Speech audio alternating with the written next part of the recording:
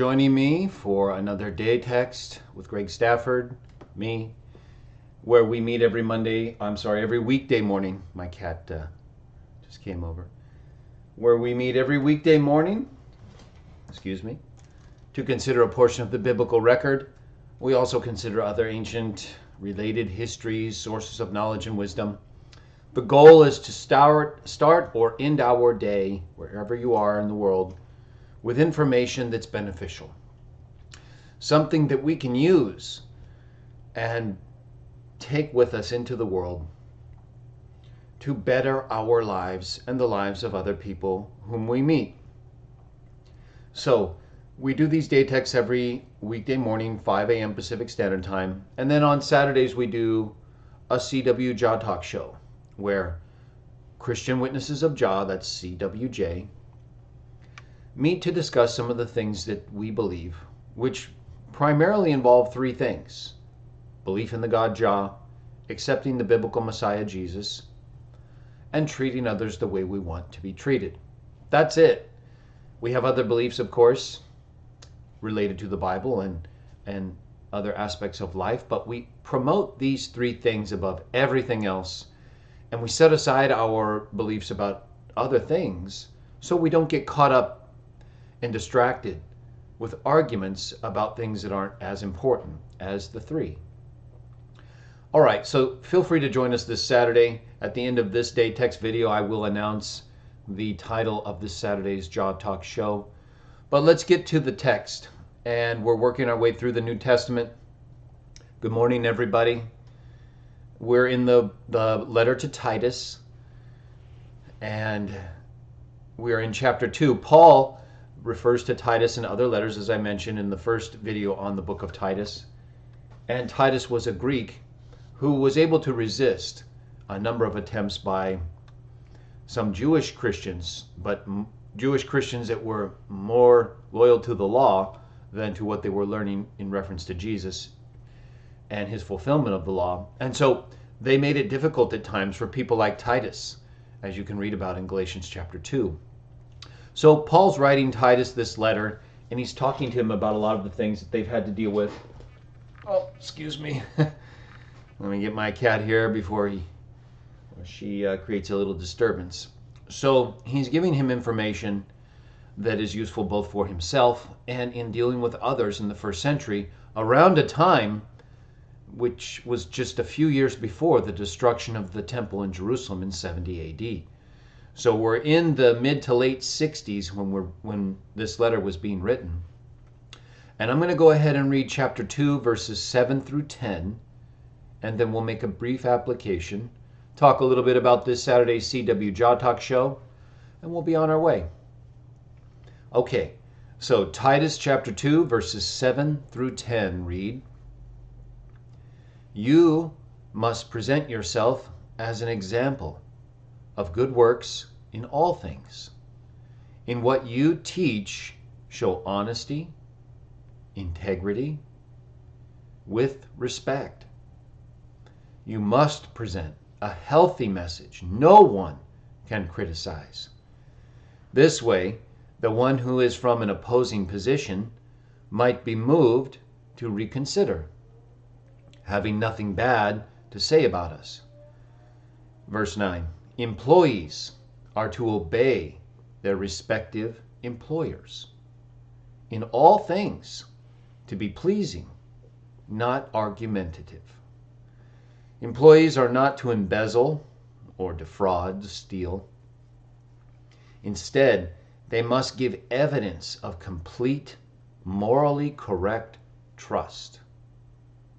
In this way, the teaching of our Savior, God, might make an improvement on everyone." And another way you could translate that last part is to be a decoration in all things. That word improvement might make an improvement or be a decoration. In other words, the improvement that you make serves like a decoration on your person. That is not something like a badge or a pin, but the quality of your person is the decoration. Let's go back a little bit earlier for a moment. So in verse 7, in what you teach, show honesty, integrity with respect. We talk about that a lot. We talk about not fighting, arguing. It can happen. And these things, even though we know this is the right way, that doesn't mean it's always going to go this way. But we should try. This should be our goal. When we get into an argument or discussion and it doesn't quite end respectfully, then we learn from that and we do better the next time. That's all you can do. Not everything ends the way you want it to. But you can do better if you're trying to bring about a certain type of discussion. So avoiding people, obviously, who aren't going to allow you to converse with them respectfully, well, that's a no-win, right? So pick the discussions you want to be a part of that will allow you to best show respect and integrity and honesty. And that's usually going to be with people who are sincere themselves. And then he talks about how we want to present a message no one can criticize. So in one sense, that's part of the reason why in starting the Christian Witnesses of Jah, I selected 3 things. They seemed to me to be the only 3 things we were really required to do, and that included everything else that was necessary. And I didn't want to have an association, a Christian association, that had all these different things people could criticize, like views on prophecy, chronology, interpretations of different texts having to do with medicine or blood or alcohol, all these different things that become issues for people as individuals to decide most of the time, versus something we all need to consider and discuss when we don't share the same views on some of these things. Then we just end up talking without any real purpose, like Paul says elsewhere, just like striking the air. Whereas if you have actual beliefs that other people share, and you know that, right, like the 3 things, then you're not going to be wasting your time in a discussion with people about them. And so, my cat here, you're not going to have those issues, because the issues will be the ones about which you already agree. And so debate is almost very unlikely to result from that kind of discussion. And that's why he says in verse 9 not to be argumentative. He's talking about employees and employers, but we already know that he talks about not fighting and not arguing in other texts as well when it comes to beliefs and debates. So as for employees and employers, very important here, because we reflect the Christ and Jah in our ways, and we want to be able to show people that they can trust us to do the job we were hired to do, and that we're going to do it honestly and with integrity. And that's what's given Christians a good name over many centuries, is our faith in the good things that we're taught to moderate our behavior so that we're not untrustworthy, so that people don't look at us as people who might embezzle or steal or defraud them. That doesn't mean people who claim to be Christians haven't done that, or haven't given us a bad name, but that's just the way it is. I got my cat here, sorry. That's just the way it is sometimes, but that doesn't mean that truly defines Christianity or Christians. It just means that some people have either lost their way or they never found the way, and they were pretending the whole time. But we can do our part by setting a good example. And remember, the way he talks about this morally correct trust and not embezzling from employers, it's like a decoration on your person. Something that you can't see in the sense that, like I said, a pin or a badge, but that you can see as a quality of your person. And that's the most beautiful thing anyone could wear. Better than any clothing, any badge, any pin, because it's you. It's the quality of your person, not just something you're putting on for that moment. Okay, so that's some good information for us today from today's text. It's embedded in the video description below. And so my cats are funny. So I enjoy cats, as I've told you before. And so I let them come in around me in the day texts and on some of the other shows, because usually they do a good job. They make it pleasant. So in any case, Saturday CW Jaw Talk show. All right, so let me first see if anyone has any suggestions, because here's my idea at this point for Saturday's show. What I'm going to do is, my thought at this point is to do a show on Lucifer. Who is Lucifer? The reason why is because obviously the world today is following after a Luciferian doctrine, and there's some confusion about Lucifer. You know, some people refer to Satan as Lucifer, and other people consider Nimrod Lucifer.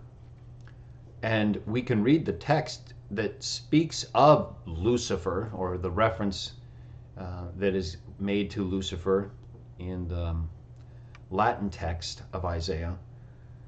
We can see who it's talking about in that context of that reference. And so I'm thinking, you enjoy the cat? Me too, that's good. I don't know where my other one is. Paw D's around here somewhere.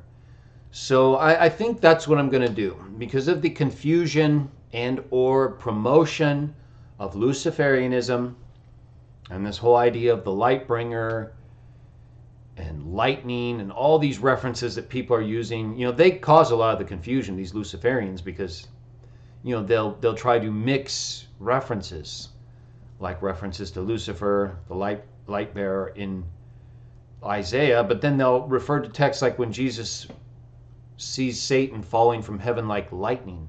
That's why you see the lightning bolt all over the place today, because they're using the lightning bolt as a reference to Satan falling like lightning from heaven.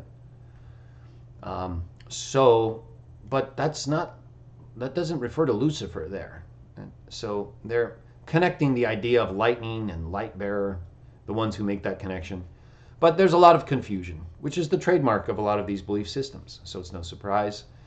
So I think that is what I will do. I will do a show on who is Lucifer. And we'll answer this question clearly once and for all, so that we know whom Isaiah is talking about. And we'll also discuss texts like the reference that Jesus spoke of about Satan falling like lightning from heaven. So that will be this Saturday CW Jaw Talk show. I'll put it up as a pending show tomorrow after tomorrow's day text. And then that will be it. So 8:30 a.m. Saturday, Pacific Standard Time. Who is Lucifer? We'll discuss that. We'll discuss the text in Isaiah that started this whole Lucifer reference. We'll discuss other texts like Satan being described as falling from heaven as lightning, and other aspects of Luciferianism today that as Christians we should be aware of and alert to, so that we know how to deal better with people, and Luciferians in particular. All right, I thank you all for joining me. My cat's starting to move around in ways that are making it a little bit more precarious. I have my drink here, and there's potential leaping involved, so I have to watch for a second. But I'll go ahead and end today's day text. There we go. Okay, I'm glad you like that topic. So that's what we'll do. Who is Lucifer? I'll put that up later. I think it'll be a good show. I have a lot I can say about it, and I'm confident we can identify who Lucifer is, really, as we read through the texts in Isaiah that talk about him. So we'll do that. And thank you all for joining me. I hope you'll join me this Saturday when we discuss who is Lucifer. And until then, may God bless you in Jesus' name. Thank you.